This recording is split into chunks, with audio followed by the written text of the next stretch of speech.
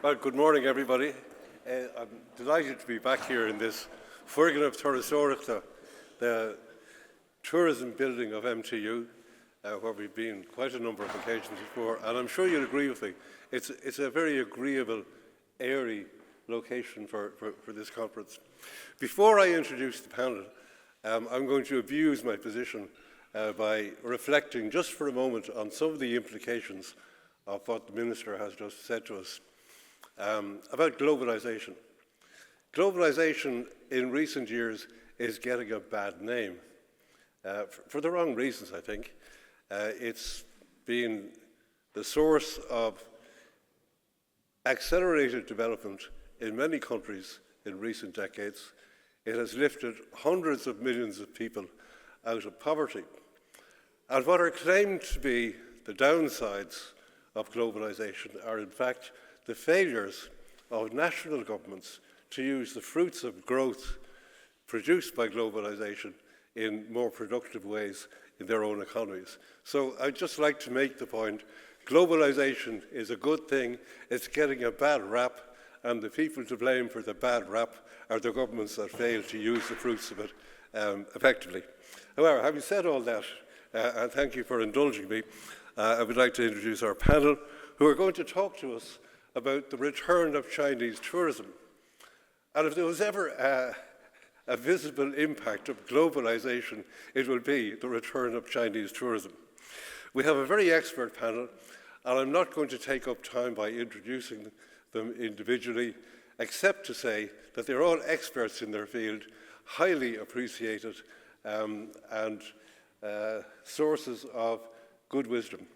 And they are, first of all, Helen McDermott, who's Director of Global Forecasting on Tourism Economics, part of the Oxford Economics Group, with which I'm sure many of us are familiar. We have Owen O'Mara Walsh, Chief Executive of the Irish Tourism Industry Confederation, a frequent commentator in the media on tourism issues. We have Zhang Li, whom I'm delighted to welcome here. He's the head of the China National Tourism Office in London, and perhaps he will exert himself and get a China National Tourism Office set up in Dublin, or even in Cork. Let's be generous, you know. We Dubs are always very generous to Cork. We have Aisling McDermott, who's Manager for Asia of Tourism Ireland.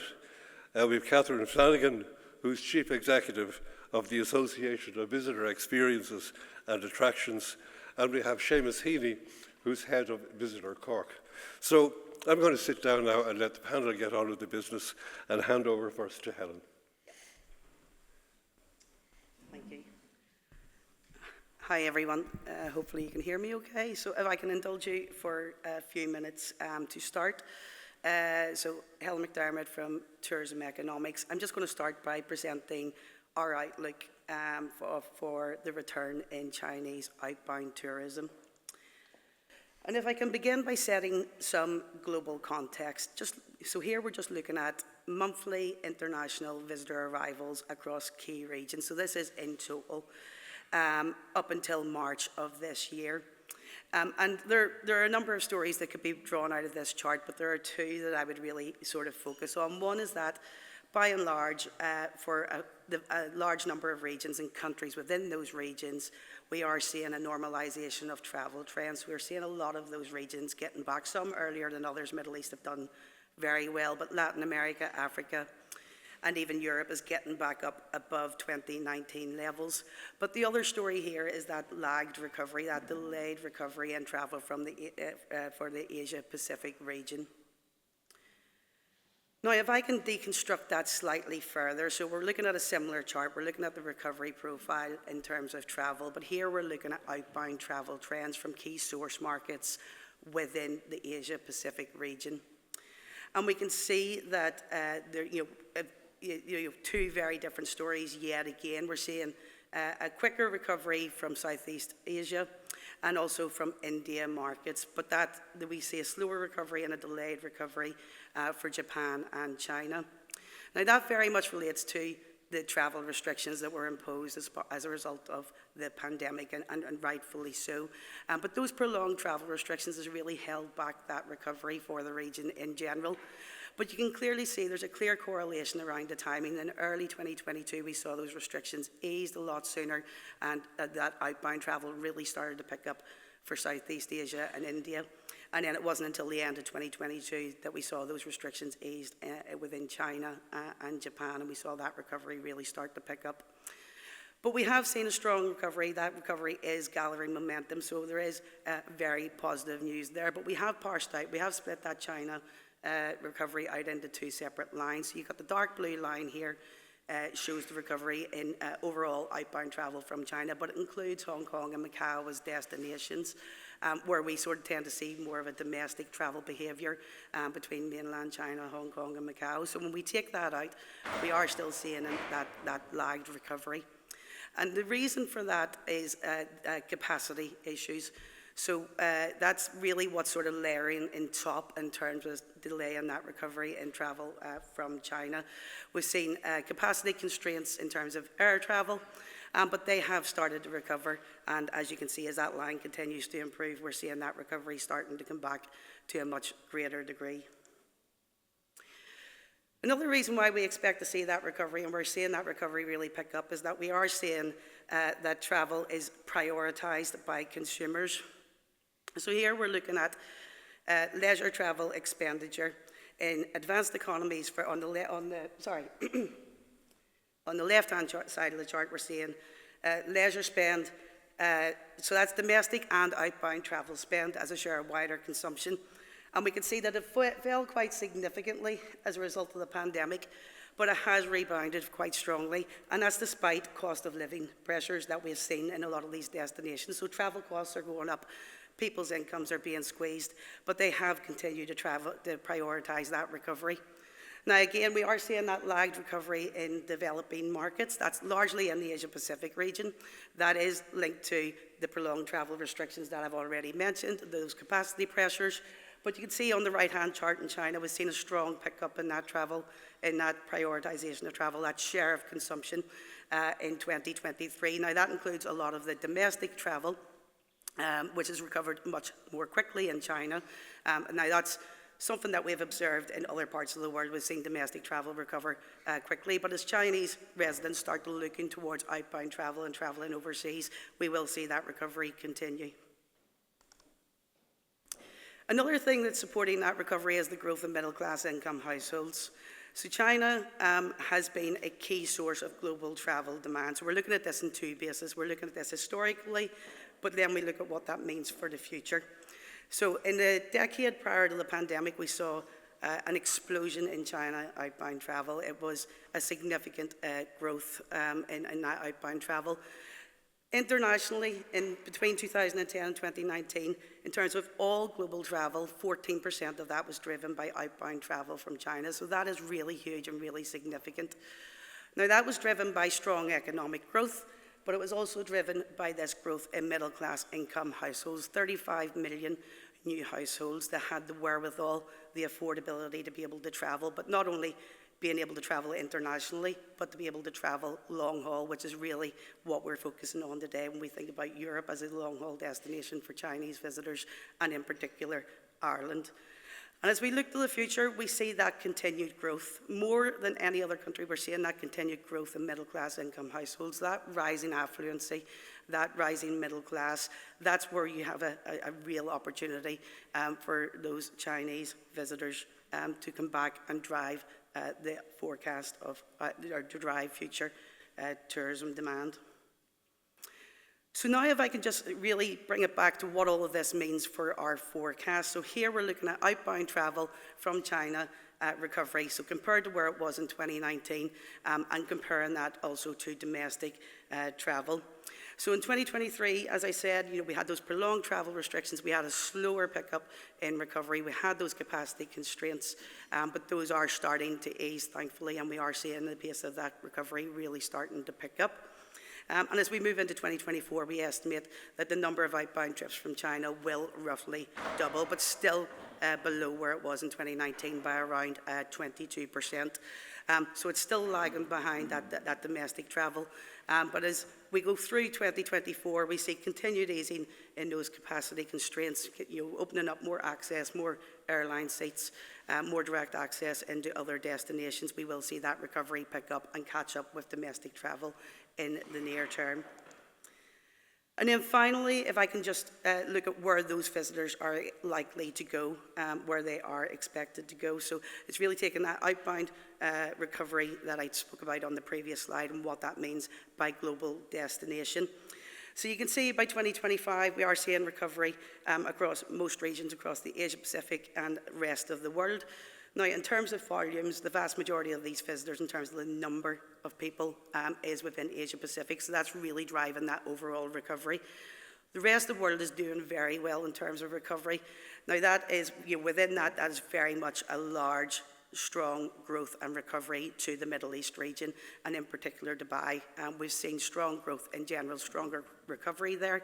But in regards to China and into the UAE, there has been a successful move to re-establish connectivity with the Emirates airline getting those seats in, but also there is an ease of access as well.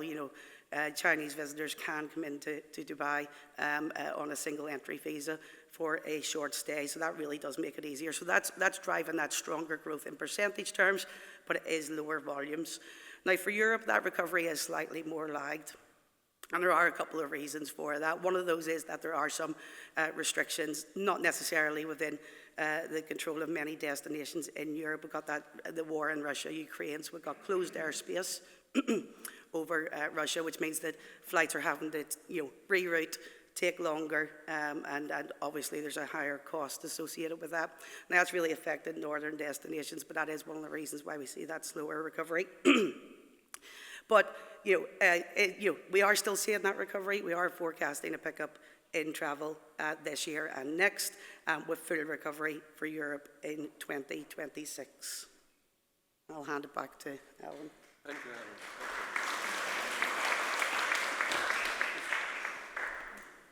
Thank you. That's a very comprehensive picture of the environment around tourism development. I'm going to turn to Owen O'Mara Walsh now to talk to us about how he sees the Irish part of this picture. Yeah, well, it's really interesting sort of data that Helen presented, and I think there's huge potential from the Chinese market. And I think the Minister said earlier about diversifying export markets, and we'd always think of tourism as an export market. Yep. And 75% of the Irish tourism economy is actually made up of international visitation. So the domestic market is important, but really it's all about overseas visitors into the country. That's what fuels our tourism economy in terms of jobs and exchequer returns and so on. Traditionally, obviously, it's always been the States, GB, and Europe, but there is potential from new and emerging markets. And obviously China offers an awful lot of potential. There's some bottlenecks on the ground in Ireland that I think we need to address. So for example, there's a passenger cap at Dublin Airport. So for example, if we wanted to put on a load of new flights direct from China next year, we wouldn't be able to into Dublin. DAA would turn around and go, sorry, you're in breach of the cap. So, in an ideal scenario, we'd move some of those flights to Cork or Shannon, but a lot of the time, you need that sort of hub airport for a country. So I think there's bottlenecks on the ground that we need to address from a tourism perspective, whether it's capacity or competitiveness.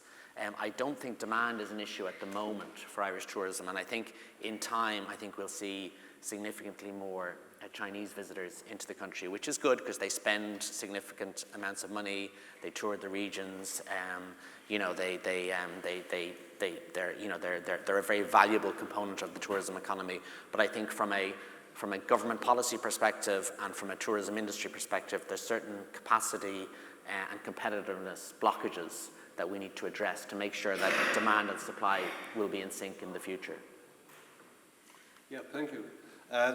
Shang Li, from your perch in London, how do you see the development of Chinese tourism this year, in the coming years? Thank you very much, the Chairman. Today, I'm very glad to be invited to this Asian Matters China-Ireland Summit on Tourism. It's a great honor for me to participate in this panel discussion with the wonderful scholars, business leaders like you. 2024 marks as the minister just said, 45th anniversary of the establishment of diplomatic relations between China and Ireland on 22nd June 1979, as I remember. Only 2 days later, we have this summit focused on tourism here in this wonderful campus. As we see in China, good things always come in pairs. So on behalf of CNTO, a non-profit governmental representative office of the Ministry of Culture and Tourism in London, let me first extend our warm congratulations on this important business summit. And I would also like to take this opportunity to pay high tribute to those who have long been committed to working for better bilateral relations between our two great countries and two great peoples. I'm neither an economic or business leader. I would prefer to say something about travel and tourism, much more from a point of view of social responsibility or spiritual aspects of this industry. Travel and tourism makes a part of the human pursuit for better life, as it opens a way to the new and unknown world. Traveling has been a long-held tradition of Chinese culture. The Chinese always believe that he who excels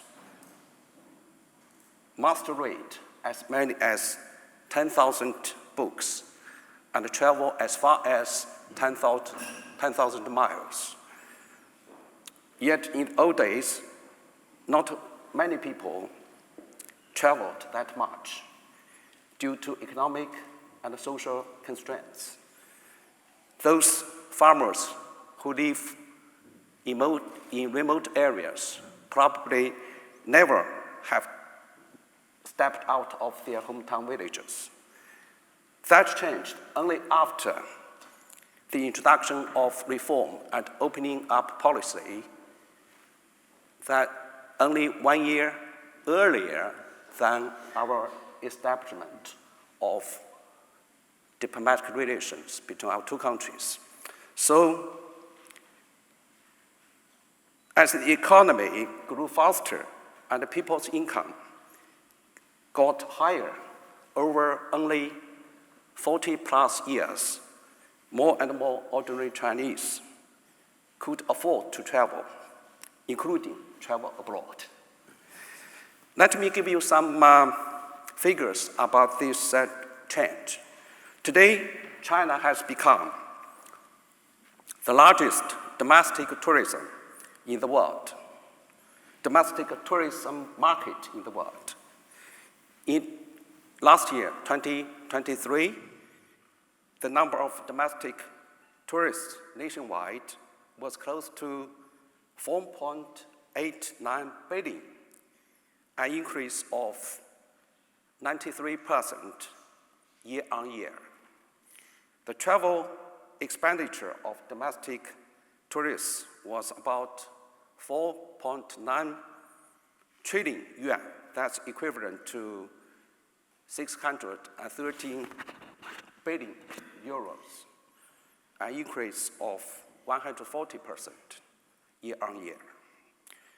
During the 2024 Spring Festival, the largest traditional Chinese festival in China, the number of domestic tourists nationwide reached 474 million, a year-on-year increase of 34.3%.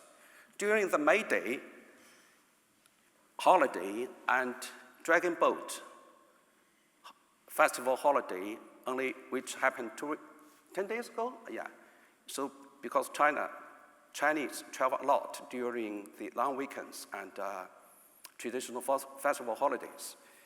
The domestic tourists totaled almost 300 million trips.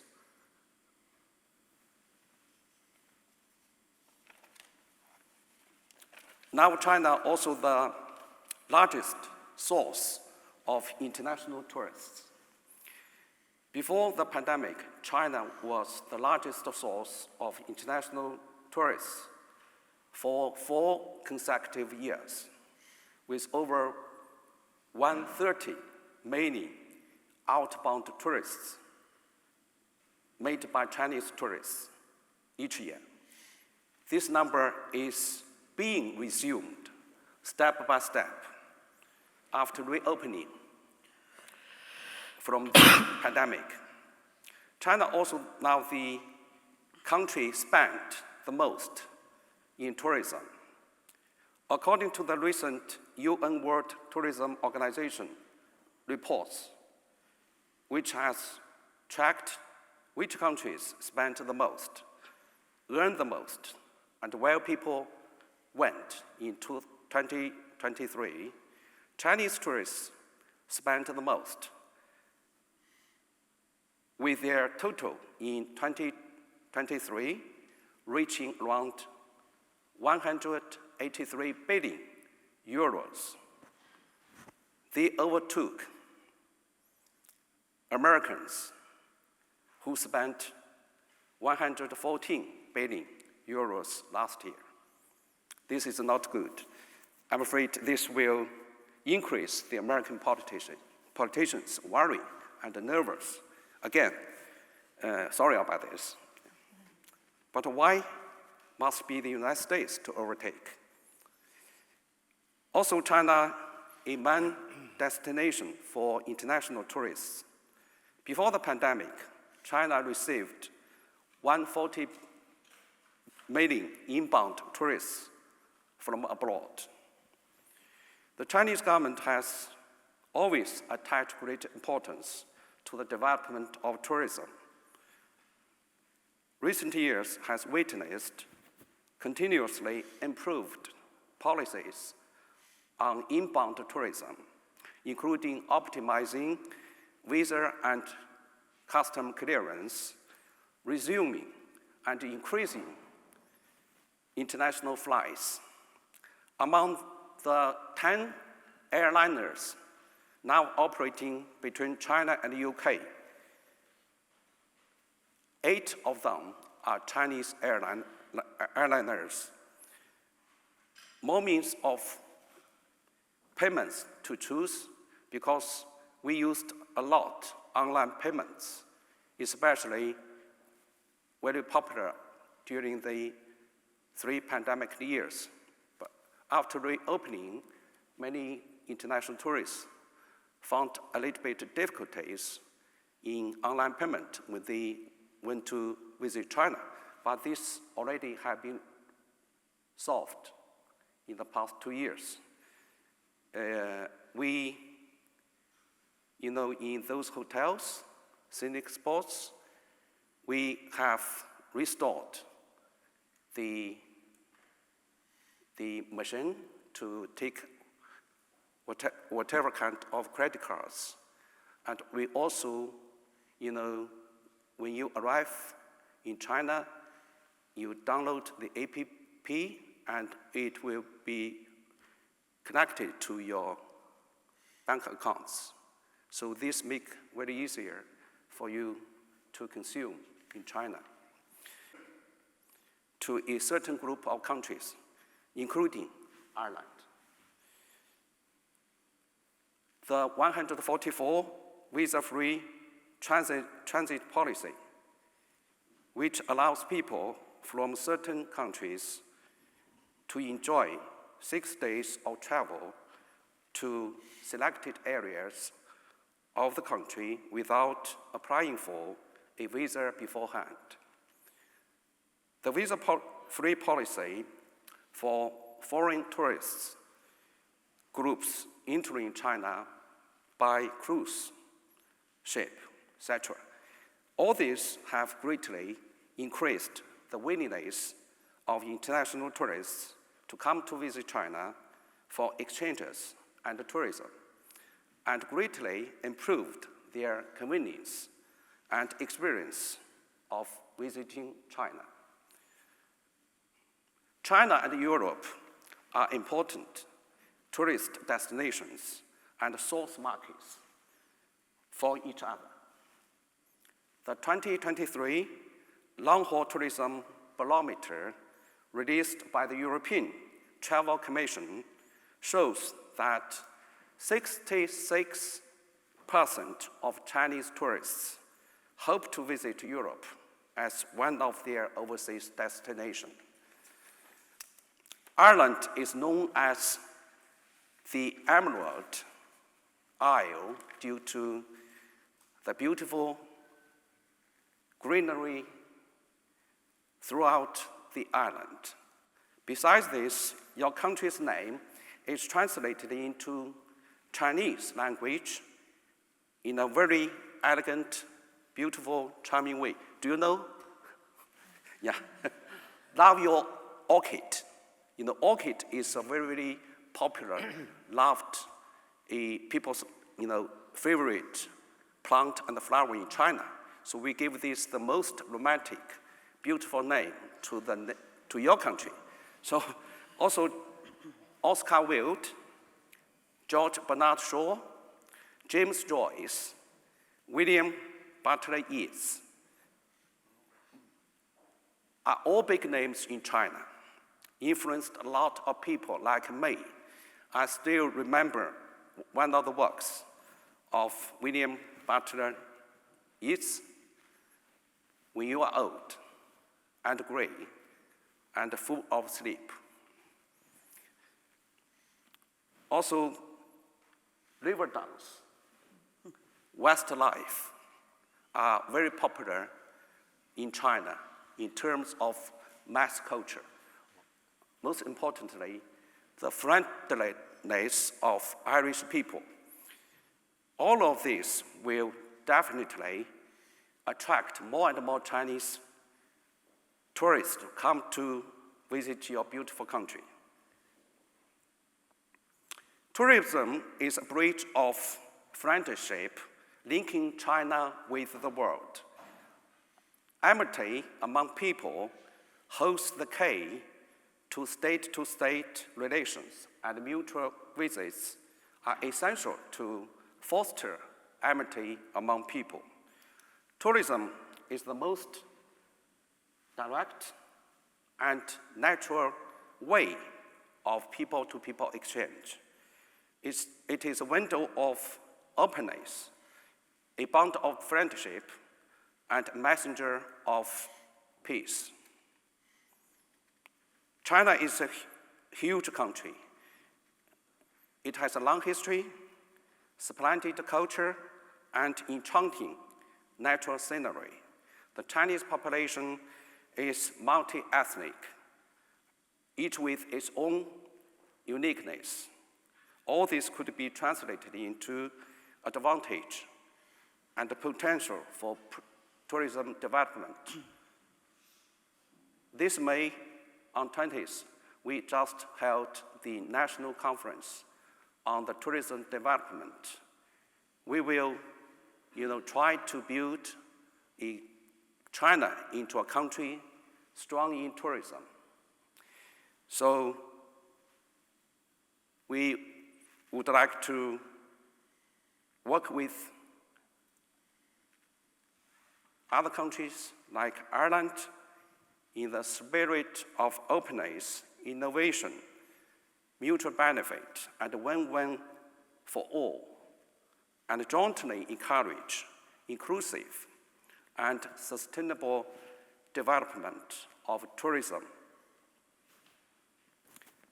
So at last, with this summit, a big success and welcome you and your family members, your loved ones, to visit China.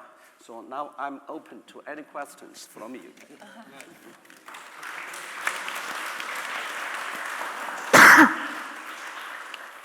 Thank you, Zhang Li. You've mentioned, of course, that China is such a vast country with a huge number and variety of tourism attractions, many of them unknown to a great many Chinese people.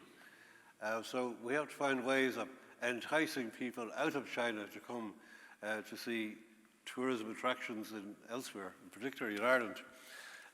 Ashley and Catherine, you both have a particular insight into the kind of things that we could do to attract people. So perhaps you could share some of those thoughts with us. Ashley first. Yeah, thank you, Alan. So for anyone who doesn't know, I'm working for Tourism Ireland, and Tourism Ireland's job is to market the island of Ireland overseas. So our role is to market island of Ireland internationally and bring people to the island of Ireland. So I've been looking after China, Middle East and Asia for the last 15 years, and in that 15 years I've seen a huge change in terms of the progress that we have made as the island of Ireland in terms of attracting Chinese visitors, and then how we can progress forward in terms of getting the right people to the island of Ireland. So as you all know, some of the huge positives and the benefits and the changes is direct access, which was a game changer. So there's two barriers to entry for the island of Ireland from any market overseas, and that's access and visas. And we've made real great progress in both of those steads for China and to encourage Chinese visitors to come to the island of Ireland. So direct access has been a great change. In fact, Hainan Airlines want to bring it year round, but as Owen mentioned, there's been that passenger restriction is kind of putting a little pause on that, but they do want to bring that to year round. So right now it's March to October, but they would like to see that year round, which is fantastic news. And then our visa regime, we have a British-Irish visa scheme. So people can come to the UK or Ireland on one visa. So we call it 2 breaks, 1 city, or 1 break, 2 cities. So you can do the UK and Ireland on one visa, and which visa you go for depends on your first port of entry. So if you access Ireland first, then you get an Irish visa, and then you can go to the UK on that Irish visa. If you access the UK first, you get a UK visa, and then you can come to Ireland on your UK visa. So that's fantastic, especially for such a long-haul destination. Most people, and with limited direct access, and we haven't had direct access, most people do UK and Ireland as one trip. We've also, in 2019, we had over 300 island of Ireland industry, like tourism suppliers and product, who were completed the China Ready program. So that's the foundation program and the advanced program.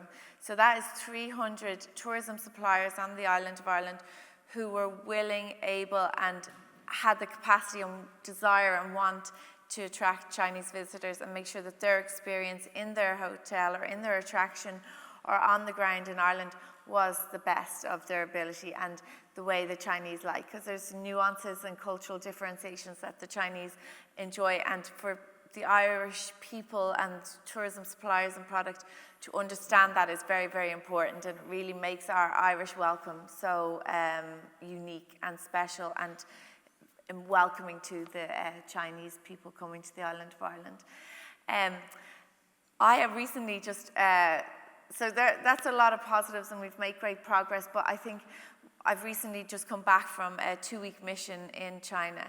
So we had a 2-week trade mission, and thanks to the ambassador and his government, I accessed China on the visa-free, which was fantastic. I just showed up to the airport with my passport and landed in China to a lovely welcome. So it really does make it, and I appreciate the ease of access when you kind of ease those visa restrictions. But I've just returned from 2 weeks in China, and we had a number of Island of Ireland partners and industry partners join us there. And they went with ETOA to a China European marketplace. We also had ITB China, and then we had time in Beijing for a for a different event. And we, as Tourism Ireland, were based in Shanghai, in the Ireland House Shanghai, and we really added value to that program by building in B2B meetings. So we had a lot of B2B meetings with all the tourism and advisors, travel advisors, tour operators and agents in Beijing and China. And one of the big learns and the opportunities I see for the island of Ireland is, number one, we haven't fully recovered to pre-2019 levels in terms of tourism recovery, but that is growing. And like Helen said, by 2027, international tourism from China should be recovered to pre-2019 levels. The challenge for the island of Ireland is that a lot of the travel coming to Ireland is still UK plus. And Ireland, the UK is very much the gateway city. They will come in, then do Belfast, Dublin, through one of the main hubs, or Dublin, Belfast, and then leave again. And for Island of Ireland, or for Tourism Ireland, sorry, our goal is Island of Ireland's sole itineraries, sole programs, sole visitors. So we want people to not just come into those gateway access cities, not just to spend 2 nights here, but to extend their stay, support the regions of Ireland. And we work on 3 kind of sustainable pillars, and that's economic sustainability, so that's keeping the tourism product, keeping the attractions, keeping the accommodations in business, social sustainability, supporting the regions of Ireland, and then environmental sustainability. And it's very important that when we as Tourism Ireland are working with the Chinese visitors and potential visitors, is that we're getting the right visitors to the island of Ireland. And the right visitors for Tourism Ireland is those that stay longer, spend more, and really travels those regions of Ireland, and not just into the 2 gateway cities of Belfast and Dublin. So Tourism Ireland is really now going forward, taking this kind of agile partnership approach, and we're really hyper-targeting who we go after in China. And those are those FIT travellers, so that's free independent travellers. So not just the group travel, not just those mass bus travel that come in, stay 2 days, but we are looking for the people who will come as a family, come and, or as a group, if that's a small group, and travel the island of Ireland very comfortably. And then we're also looking after high net worth, so those who have the money and can stay nicely and travel again around very comfortably around the island of Ireland. And golf is a huge opportunity for us as well, so golf from China into Ireland. And when we had one of our partners over in Beijing, and we did, they've this exclusive members club, so it's $500,000 a year to be a member of this exclusive members club, and they've invited Ireland to really understand, so through tourism, trade, investment. So every Friday we're taking an element of all our different agencies, but Tourism Ireland was first, and we focused on our kind of high net worth luxury product to these agents, or to these kind of clients who would be perfect for the island of Ireland. So that's really where Tourism Ireland is going. The other opportunity for us is with global inbound operators. So these are UK-based operators who they're headquartered in China, but they have an operational base in the UK, who look after Europe and their European product, and kind of contracting with Europe and particularly the island of Ireland. So we're working with them very closely. And what we're also really trying to target is the Chinese visitors who came to the UK outside of London. So let's remove that London bias, because a lot of people will go to the UK for London. We want to get those people and retarget them, because if you've enjoyed, as a Chinese visitor, if you've enjoyed a holiday outside of London, so if you've enjoyed the rest of the UK, you're very likely and want to come to Ireland and to enjoy a holiday in Ireland. So through our global inbound team, through our London-based team there, we're retargeting those operators and those clients who've been to the UK but outside of London, and they are our perfect clients for Ireland.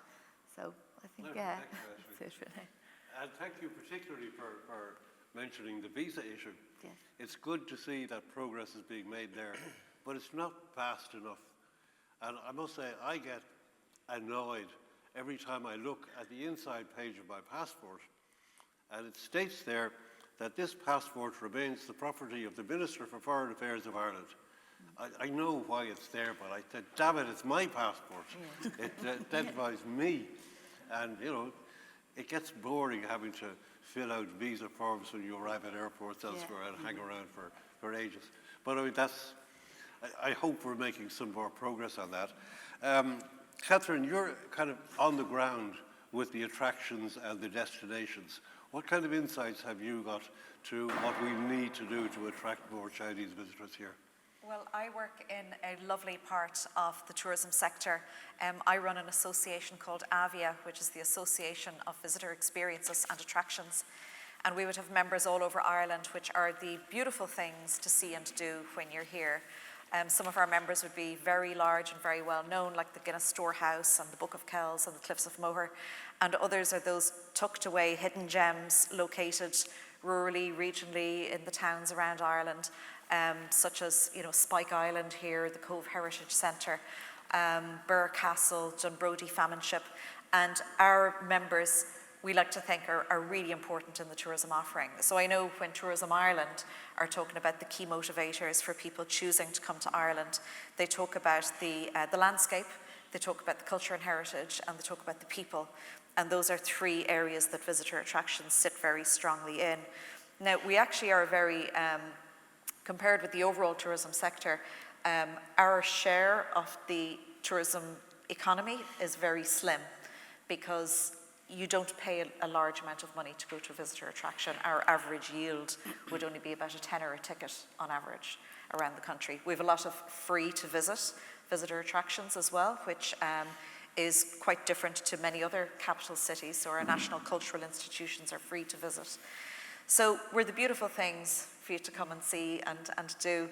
And I think that the visitor attractions play a very important and unique part in positioning Ireland. And we talk about Ireland as, a small open economy on the western fringes of Europe. And we're also a small open tourism economy on the western fringes of Europe. And I think there's a really strong synergy and a great opportunity in how the hospitality that we're renowned for in tourism really closely aligns to our openness as an economy and our willingness to trade globally, our soft diplomacy, the power that we have to trade and to negotiate and have diplomatic connections peaceably all over the world. I think it's a unique opportunity for us.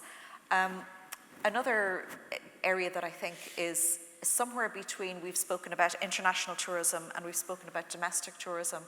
And there's a third area in that, which is the new Irish. And we've already spoken today about people from China who come here to study in our third level institutions to do graduate courses or postgraduate courses. And of course, people who come to work here as a new working economy. And they may be here in the short, medium or long term. I think we have added about 500,000 to the population of Ireland over the last 10 years. And when I think about, if I were to ask anybody who grew up in Ireland in this room, when were you last at the Guinness Storehouse or when were you last at the Book of Kells? And the most common answer might be either my school tour, well, possibly not the Guinness Storehouse, or during lockdown. And we have a whole generation of new Irish who never did a school tour to the Cliffs of Moher, and perhaps who have children now who go to visit the National Museum or the Crawford Gallery or Burr Castle or any of those places. And I feel there's a huge opportunity there for us to welcome the new people who live in Ireland and say, share in our culture and heritage, learn about our history. And we're happy to share these experiences with you. And it just knits us all closer together. I loved Lee's use of the word amity. It's a word that we don't use often enough. And I think that, the ties that bind us together are often culturally, heritage, and they're the things that make us different and unique, but they are also the things that we can share with generosity. And I think it like the way tourism sits in those relationships that we can build internationally is so important, so powerful, and a tremendous intangible asset for us. Yeah, I remember being hugely impressed a great many years ago on the cultural side when the chieftains paid their first visit to China.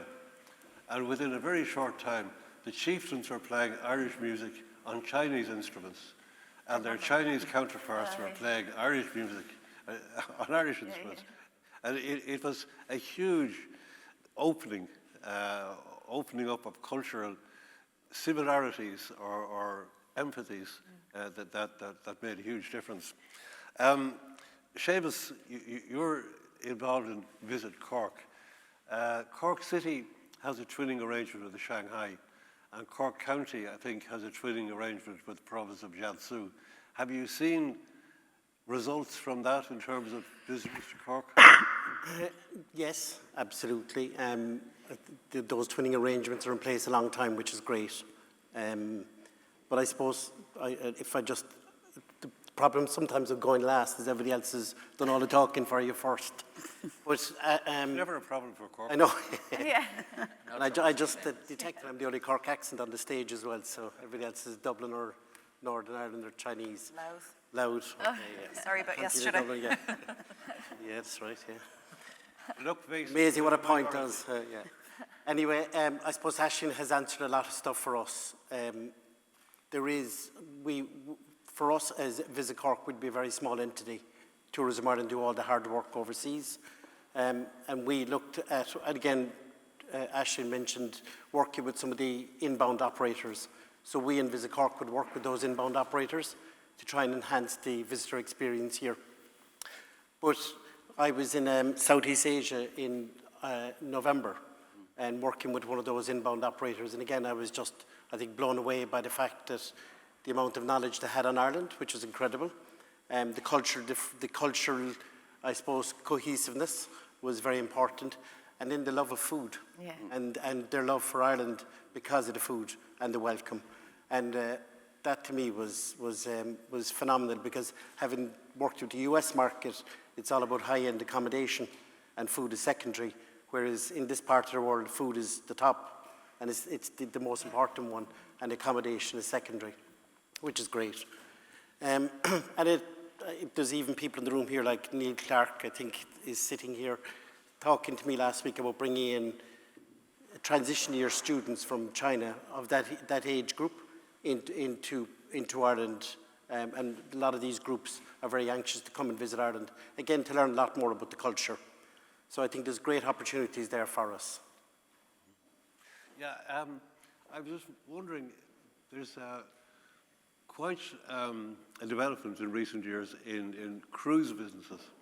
And I know a great many Europeans and Americans take cruises that take in Pacific destinations. Is there any interest in that kind of business in outbound tourism from China? Zhang-Li, have you any insight on that? Yeah. Thank you very much for this good question. So if maybe my colleagues in Ireland, maybe you have already got to know that China now, the first half of this year, we now already have built and put into use the first cruise made in China, put into use. So as I appreciate just Helen gave us a lot of figures and demonstration that because with the growing of middle class, Chinese people now also take the means of cruise to travel abroad. So to answer your question, maybe so in the future, the Chinese tourists will arrive here by cruise. Also, I mentioned in my speech, we also welcome a cruise from other countries to visit China. We have 8 ports open to such kind of cruise. And we offer free visa to all those tourists arrive in China by cruise ships. So I think cruise travel will be very, very important and popular in the future. Thanks.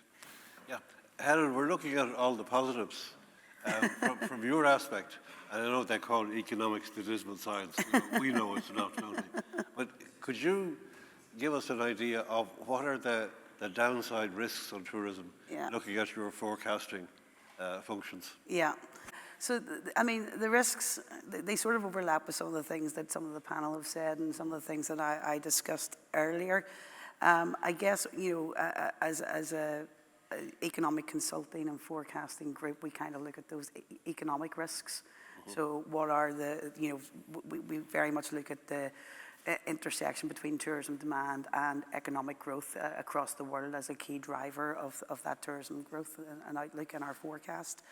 And there are a number of downside risks there on the economic side that could, not completely derail the recovery, but it would certainly slow the pace of recovery in travel from China.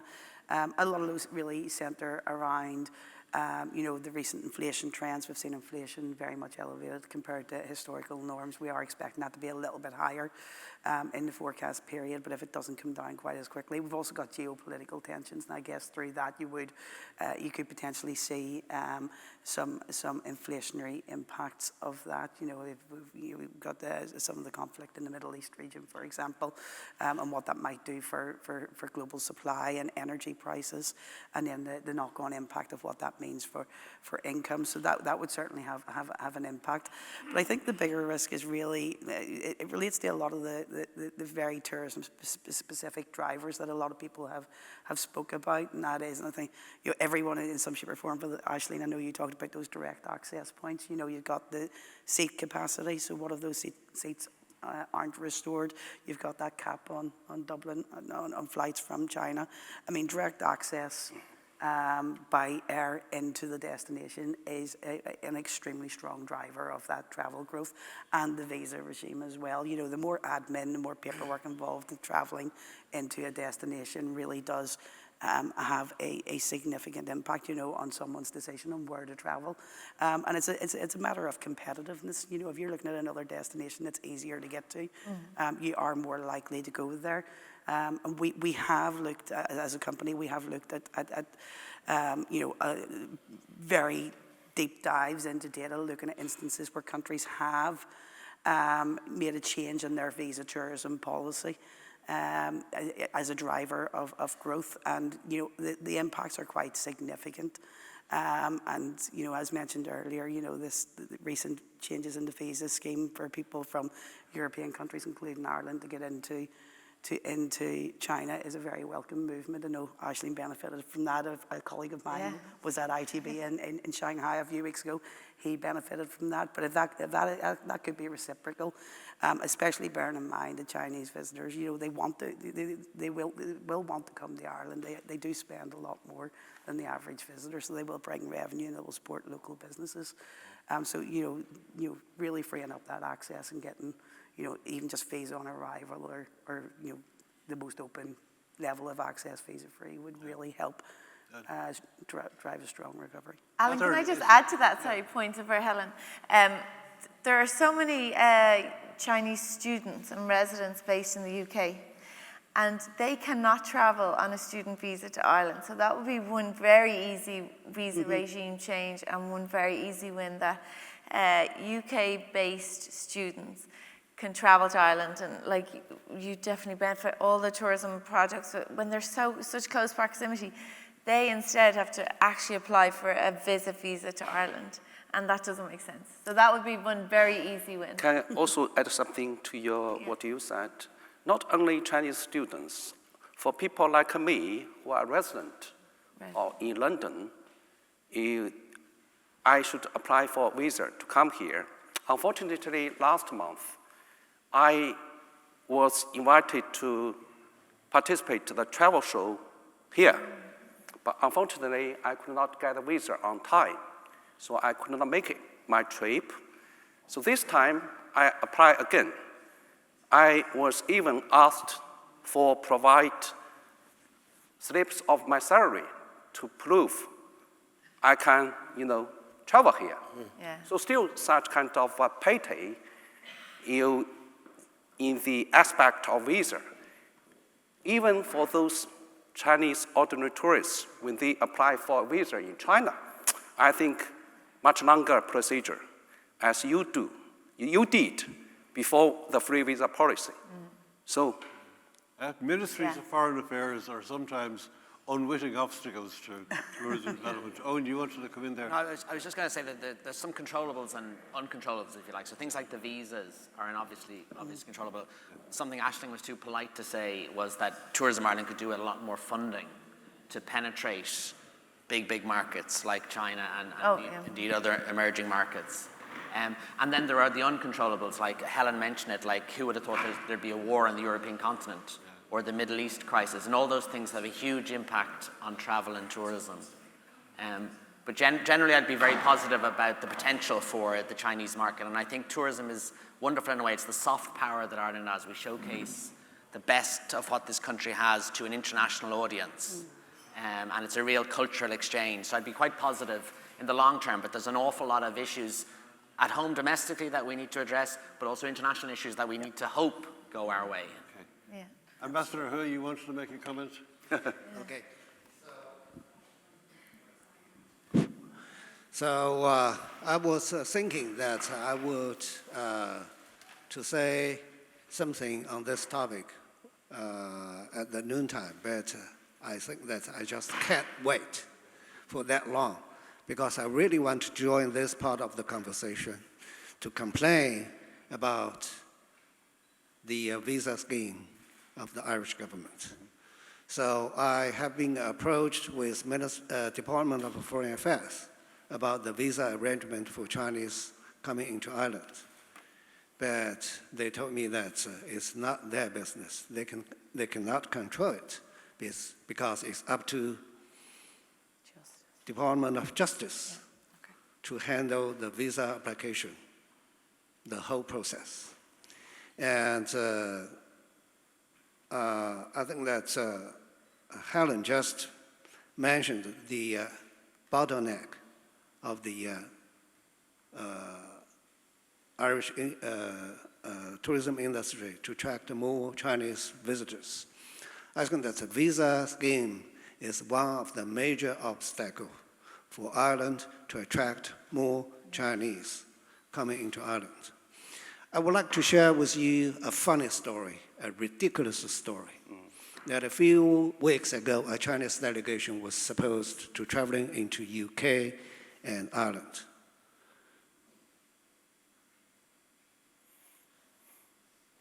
They're supposed to pick up their passport on the same day. They're on the way from downtown Beijing into the Beijing Capital International Airport. So the whole delegation, they were on the way from their homes to the airport. And one staff of the delegation went to the BIVS visa application center in Beijing to collect all the passports with the visas. But it turned out to be that they were not ready. So the whole delegation had to come back from the airport and go home. So the reason is that you talked about the convenience of BIVS. Ideally, it is very ideal that, say, you just apply the visa and you can get the chance to visit two countries, UK and Ireland. But it's very ironic that to apply separate Irish visa is also has to go through that BIVS visa application center. Or you can get three kinds of visas in that center: Irish visa, UK visa, or BIVS visa. But it's very interesting that normally applying for UK visas, it will take about 2 weeks or 3 weeks or 4 weeks. But if you apply for Irish visa at the same center, it will be 1 month 2 months, or 3 months. So I don't know who is standing as the obstacle. Is the British guy at the center or the Department of Justice here in Dublin? So I do hope it's not the British who has a real, I think that they control the visa center, because we try to approach sometimes, quite often, with Irish Embassy in Beijing, and they told us that the whole process has to go through the center, visa center, and they need to consult with the Department of Justice. So I think that with such a kind of complicated, long-waited visa application scheme, it is quite difficult to attract more Chinese visitors to come in to visit Ireland. Because normally I know that for a lot of Irish, when you travel abroad, you made a long planning, say even 12 months ahead, or at least 6 or 5 months ahead. But for a lot of Chinese people, normally they will just start the whole process just 2 or 3 months in advance, because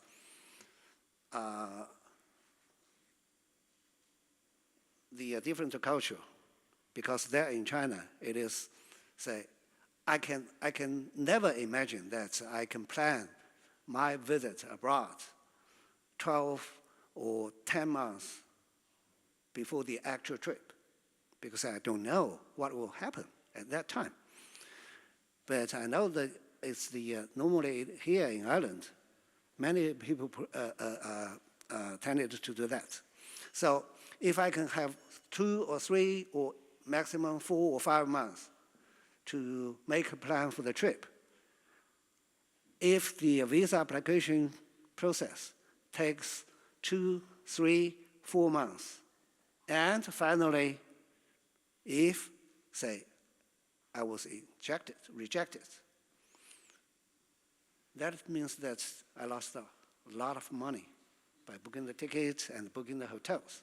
So next time, I will never bother to plan any trip into this part of the world. And that bad experience spreads very quickly. It will keep more people from planning and coming to this part of the world. So that's my complaint, and I hope that, I know that Ireland is a Western democracy. Democracy means that the baby cries the most, got the milk. So I do hope that today in this room, in this hall, we can cry together to have our voices to be heard by the Irish government, by the Department of Justice. Ambassador, I think I can say without fear of contradiction that we're right behind you. There's a meeting of minds on that, undoubtedly. Thank you so much. That's the end of our time period with this panel. Thank you all very much.